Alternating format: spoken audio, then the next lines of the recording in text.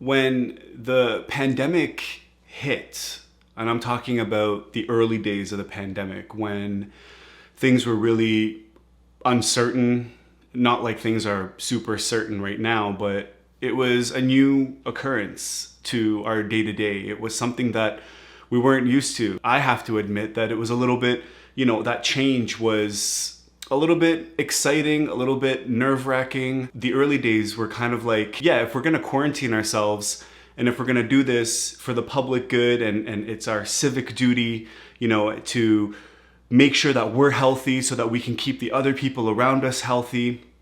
That was something that, most people signed up for, and I gladly did that. And it turned into excitement, and I got to spend more time with my family, and we got to focus on some projects around the house and whatnot. But then as time went on, I quickly realized that this is actually starting to become the new normal. We often distract ourselves with our day-to-day, with our daily lives, the people around us, with technology and social media. Before this whole thing, I feel like I did that more and more, where you never wanted to face that darkness. You never wanted to face that emptiness. You would always fill it with something unnatural, something distracting. It's kind of like whenever you get a moment of silence, whenever you find yourself kind of thinking or breaking into new areas of your mind, you actually reach for your phone, or you'll turn on TV and you'll start watching Netflix, or you're gonna wanna escape whatever it is that was going on. But as this quarantine went on, so did that thought process, looking inward. And looking inward is something that not a lot of people want to do. I certainly didn't want to do that either. I looked inward in terms of my relationship with other people. I looked inward in terms of my relationship with myself. Was it a healthy relationship? Was it an abusive relationship?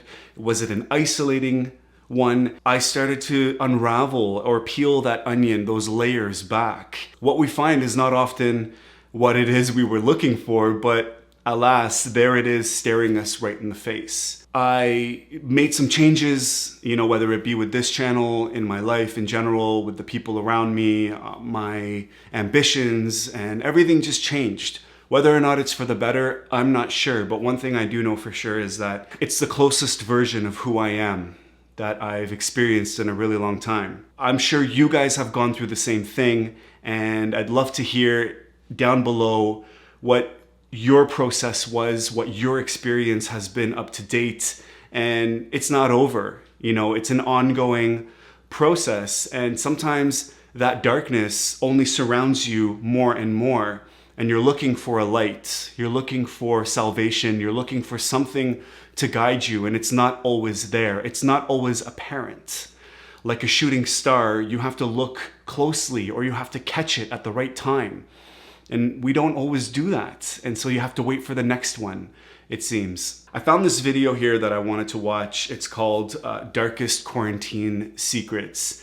And this channel, I feel, is more of a personal development, dramatic. We laugh, we cry. I certainly do quite a bit. We kind of go through the motions of just being a human being and trying to become the best versions of ourselves. That's not an easy road. That's not an easy path, especially here on YouTube.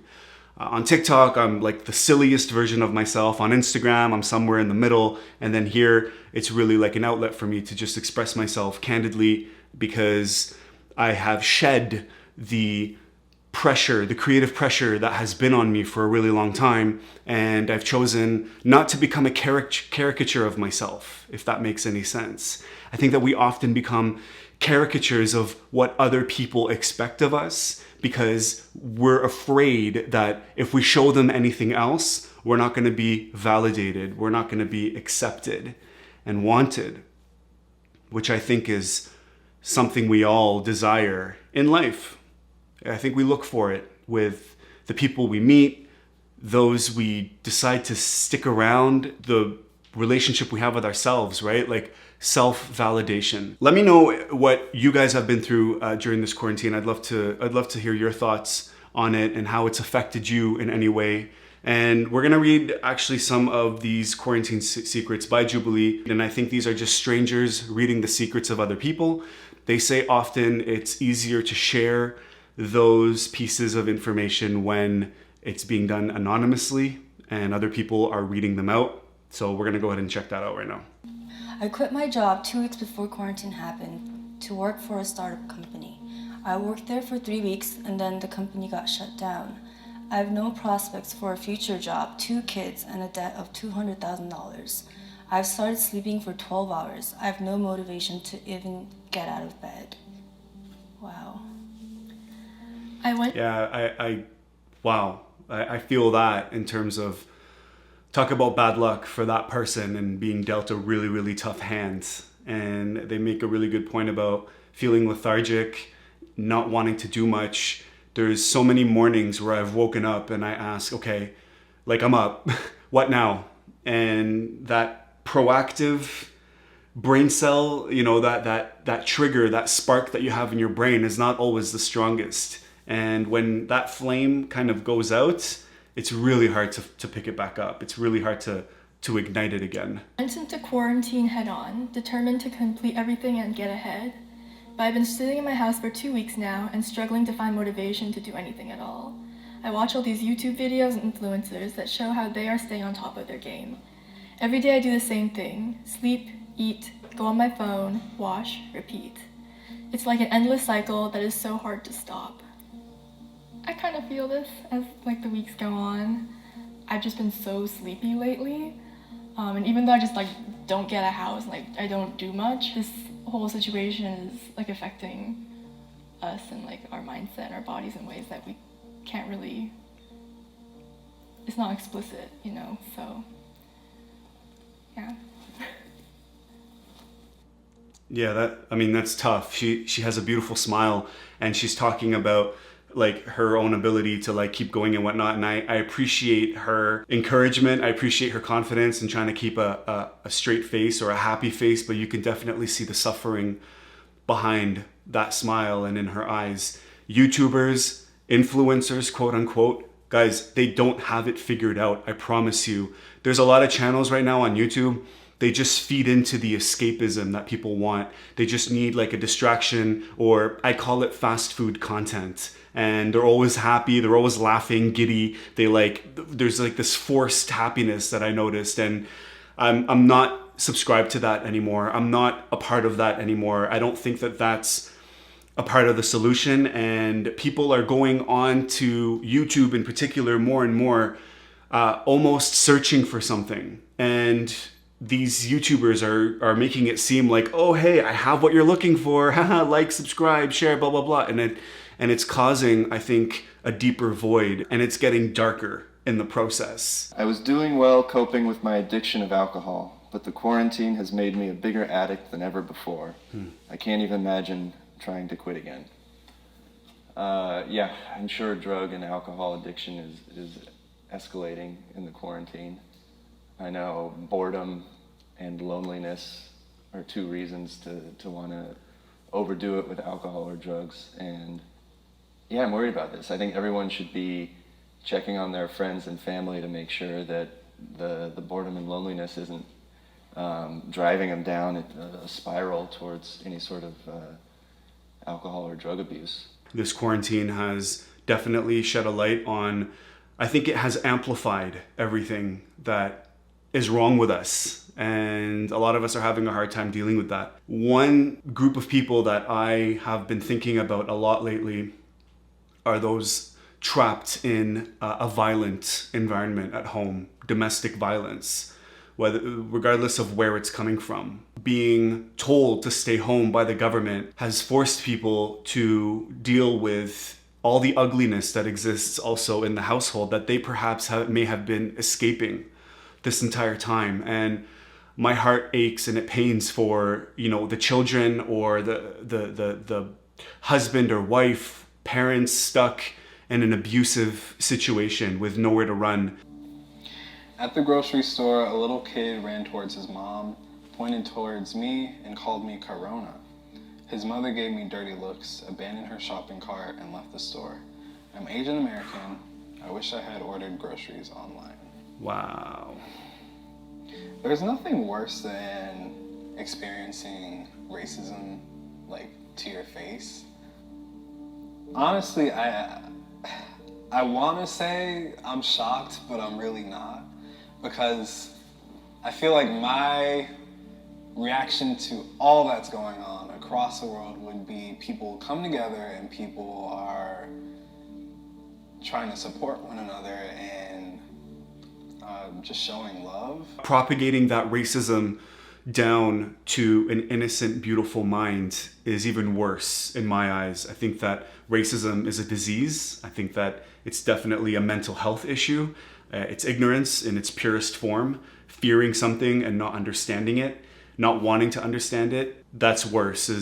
That's actually child abuse. You know, you're taking a really ugly, dark, disgusting part of you and you're literally passing it down to another version of yourself that's supposed to be better or supposed to know better. This whole pandemic, I don't think, has brought out the best in people. Just look at the very, very early days of the pandemic, at least here in Canada. You had this massive, primitive, instinctive reaction. For some reason, people had this obsession with toilet paper and house cleaners and wipes and whatnot. They completely emptied out the stores. There was very little consideration for the elderly, for the immune compromised, for any of the most vulnerable members of society. I actually became more fearful of those people themselves than the actual virus, interestingly enough. I've been locked in the house with my father and older sister for 4 weeks now. We ended up spending so much quality time that I've started having feelings for my sister, mostly sexual feelings. Wow, I didn't expect to read that. And I think this person, because of this circumstance, needs to go on some quarantine dates with other people. Oh my God, I did not see that. That's a new one. That's definitely a new one. I think that's showing us how important like interpersonal relationships are outside of your family, obviously, having that strong social circle and the impact this whole thing has had on your social lives or even relationships. Like if you were dating somebody, if you weren't married or living in the same household with the person you love, you know, that's huge. That's kind of a big deal. That's probably a deal breaker for a lot of people.